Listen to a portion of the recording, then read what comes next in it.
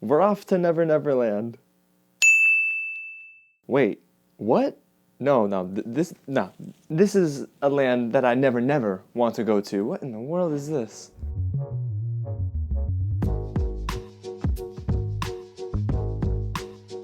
What's going on, you guys? James here with another Real Review, and today I'm taking a look at Wendy, a film that is retelling an old tale that made me feel so happy and hopeful. You know, Peter Pan. But trust me, y'all, this ain't the Peter Pan you remember when you were 10 years old. But before I tell you whether I liked the movie or I didn't, if this is your first time here at the channel, welcome to Real James. Now if you're wondering who that is, that's me. And I love talking all about movies, so each and every day I'm dropping a new video. You're not gonna wanna miss out. Go ahead and hit the big red button below, subscribe to the channel, and don't forget to tap on the bell right next to it just to stay up to date with anything new. We are almost to 900 subscribers, you guys. I love y'all so much. Thank you for the support, for liking this video, sharing this video, and commenting below. So again, let's do that with this video, and let me know what you think of this movie and if you're excited or if you've heard of it. Yeah, it's one of those movies where if you haven't heard of it, at least now you have. Okay, so let's go ahead and dive into my review of Wendy. Oh man. If you're unfamiliar with director Benh Zeitlin, he actually was nominated for an Academy Award for his film Beast of the Southern Wild. It got nominated for Best Picture at the Oscars, and also he's got this knack for directing child actors and relatively unknown actors. It's the same thing here in Wendy, where most of the cast actually is acting in their first movie. It's pretty incredible. But the whole movie isn't as great, but let's dive into what I liked about Wendy. Right away, the movie is beautifully shot. Never Never Land never looked like this, trust me. Benh Zeitlin takes his cast and crew to an island, and I don't even know where it's located, but it looks beautiful. It looks like a place where you can go and get lost for a while, and basically a place where your imagination can go wild. Now, if you don't know much about the story, it's Wendy from Peter Pan, told in a modern day era. She's the daughter of a woman who owns a local diner. Her and her 3 boys unfortunately don't have much room to grow. It's basically a town that is in the dumps, and it's your classic blue collar town where you don't necessarily have dreams, you just take over your parents' business. Well, one day these 3 kids get upset, they want to leave. A train comes by, and guess who's on the train? Peter Pan. He encourages them to come and join the Lost Boys. They get on the train, they go to this remote island for X amount of years, we don't know how long. The movie plays with time that way. And then we kind of get lost on this island with them. And we understand that there's a trick to never getting old, and it comes with the price of, well, always believing in Peter Pan. That's a bad thing, trust me. So now that you know a little bit about this modern retelling, let's get back to what I liked about the movie. And again, it comes back to how beautiful the movie was shot. Benh Zeitlin not only has a knack for shooting on film, but capturing his actors in very unique ways. There's a very vulnerable, raw feel, and this approach only helps Wendy, in my opinion. And again, I'm gonna go back to this unique retelling of a classic tale. Peter Pan was always very optimistic. I looked to him as, oh my gosh, this guy wants to never grow up and encourage you to be your best inner self, I guess. But in Wendy, he's kind of the bully. And really, he peer pressures a lot of these boys and girls to not only not grow up, but do things that are just totally crazy.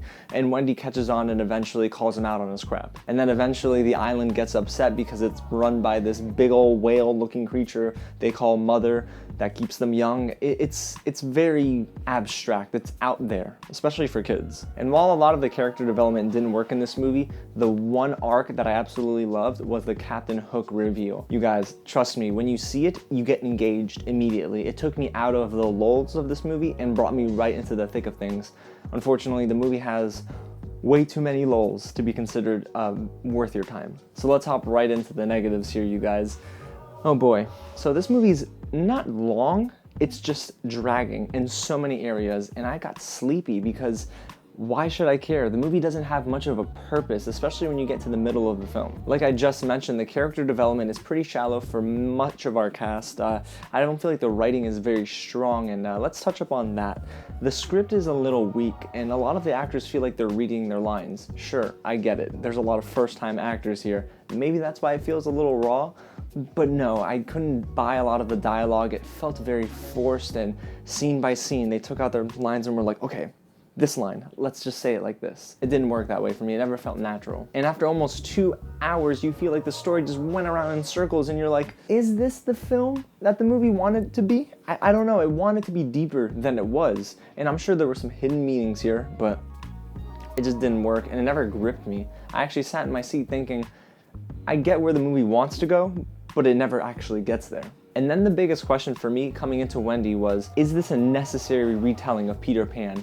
No one asked for it, sure, but we've gotten some really good movies that no one's asked for before. However, man, the answer to that question is no. I don't think this movie was worth it at all. I don't necessarily think it was necessary to retell Peter Pan. I would have loved to see Benh Zeitlin take on a very new idea. I don't think him retelling an older story was necessary because it bound him. It put him in these sort of weird boundaries that didn't let him kind of explore exactly as much as he wanted to. He's a talented director. He knows how to direct these child actors, but Peter Pan for me just didn't feel necessary at all. And on the technical side, while this movie looks pretty, it sounds weird, and I'll explain. The score here is very epic, and yes, it sounds grand. It makes all these scenes feel pretty powerful, or at least it feels pretty powerful, but for some reason, each and every moment felt like the movie was ending. There were so many montage sequences that you felt, if you just walked into the theater out of context, you would have walked right back out and thought, okay, I'm in the end of the movie, let me get out of here. Unfortunately, that's because the film crescendos a lot, and you get tired of it. Then by the end, you think, okay, how is the movie gonna end? Because I felt like it was gonna end an hour ago. And that's a big problem because the movie, when you get to the final scenes, never has a real ending. It never feels like it ends, and it doesn't know how to end. So overall, Wendy is an interesting film, and sometimes that works in its favor and most times it doesn't. It didn't feel like a complete film where each character not only got their due, but got proper development. It went in circles, and yes, the actors are okay, but I didn't think the movie was necessary, and that's a big problem. It didn't convince me that the source material was strong enough to stand on its own.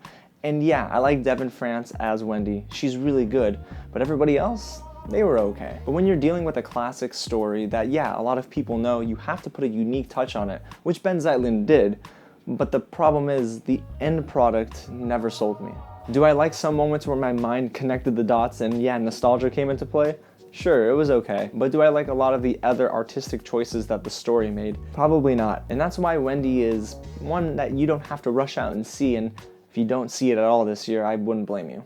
So there you have it, guys. That's my review of Wendy, a movie that you can put into the skip category if you really had a lot of movies to see and not a lot of time. If you enjoyed everything you just heard and saw, go ahead and hit the big red button below and subscribe to the channel. Also, don't forget to tap on the bell right next to it just to stay up to date with anything new that I drop on the channel. Go ahead and like this video, share it with your friends, and in the comments below, let me know what you think of the movie when you see it. This week I'm seeing Bloodshot, The Hunt, and another movie that is probably gonna get a lot of buzz. Let's just say Mushu will be missed. And if you haven't already, go ahead and follow Real James on all social media for some giveaways that we're gonna do as the year goes on. Alrighty, you guys, again, thank you so much for watching, and I'll catch you at the next screening.